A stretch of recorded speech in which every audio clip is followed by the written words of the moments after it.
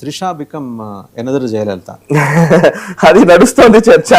So discussion అవునవును, ఎంజీఆర్ తో పోలుస్తూ ఉన్నారు విజయ్ ని. సో ఎంజీఆర్ లాగానే ఈయన కూడా సొంతగా అధికారంలోకి రాగలిగారని.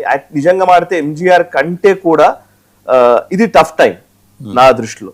ఎంజీఆర్ టైంలో ఏంటంటే ఆయన ఎంజీఆర్ అంతకుముందు ఒక 20 సంవత్సరాల నుంచి రాజకీయాల్లో ఉన్నాడు, ఎంతో ఇంత రాజకీయాల్లో విజయ్తో టచ్ లోకి కొందరు అన్నాడీఎంకే ఎమ్మెల్యేలు రేపు అత్యవసర బయటికి రావాలని ఎమ్మెల్యేలకు ఏఐడీఎంకే పిలుపు అని చెప్పి వస్తుంది. నేను ఇందాక అనుకున్నది ఏఐడీఎంకే నుంచే జరగచ్చేమో అనుకుంటున్నాను. ఏడీఎంకే చీలిపోవచ్చు, లేకపోతే కనిమొళి ఫ్యాక్షన్ బయటికి రావచ్చు. అంటే ఇప్పుడు Vijay the advantages position, no doubt about it. ఒక 10 మంది ఎమ్మెల్యేలు ఒకవేళ ఇప్పుడు విజయ్ ని కాదని ఇంకేదైనా కాంబినేషన్ చేయడానికి కూడా వీలు లేదు. విజయ్ ని కాదని కాంబినేషన్స్ ఇప్పుడు మనము కర్ణాటకలో చూసాం.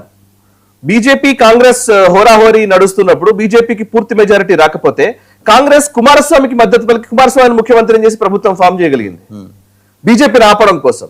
ఇక్కడ అట్లాంటి పరిస్థితి లేదు. డిఎంకే ఏడీఎంకే కలిసి పనిచేయాలి. ఇప్పుడు 59 సీట్లు డిఎంకేకి వచ్చాయి, 47 సీట్లు ఏడీఎంకేకి వచ్చాయి. వీళ్ళిద్దరూ కలిస్తే ఏమైనా అధికారంలోకి రాగలుగుతారా, ప్రభుత్వం ఫామ్ చేయాలి.